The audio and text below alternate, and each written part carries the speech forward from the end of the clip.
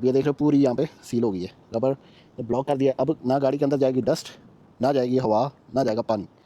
गाड़ी चलाते हुए जो आवाज़ आती है ना अंदर, उसको सील करने के लिए ये जो दरवाजे का पार्ट है ना, एक तो ये यहाँ पे कोई रबर सील वगैरह कुछ नहीं है, तो इसकी वजह से डस्ट भी जाती है दरवाजे के अंदर, और दूसरा जब वॉश करते हैं पानी भी जाता है और गाड़ी में शोर भी होता है। तो इसको फिक्स करने के लिए ये है डोर सीलर्स। ये 2 स्ट्रिप्स हैं पूरे डोर के साइज़ के, एग्जैक्ट साइज़ जो होता है दरवाजे का वो है। तो अब इसका देखो ये पूरी ना, एक तो ये रबड़ है तो ये पूरी सील हो जाएगी, और दूसरा ये जो बड़ी टाइट इसकी ग्रिप है बनी हुई, तो ये ग्रिप के साथ वो उधर होल्ड कर लेगा।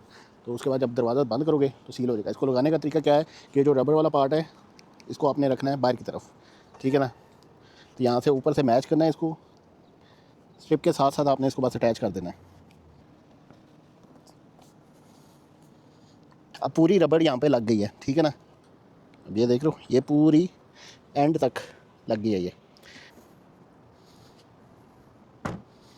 अब ये देख रहे हो पूरी यहाँ पे सील हो गई है, रबर ने ब्लॉक कर दिया है। अब ना गाड़ी के अंदर जाएगी डस्ट, ना जाएगी हवा, ना जाएगा पानी। तो अगर आप भी अपने गाड़ी को डस्ट प्रूफ, साउंड प्रूफ और वाटर प्रूफ बनाना चाहते हो कि दरवाजे के अंदर डस्ट भी ना जाए, अंदर ये कचरा भी ना जमा हो, तो ये डोर सीलर स्ट्रिप अभी सेल में है, फ्री शिपिंग के साथ है। लिंक क्लिक करो to get it before the sale and.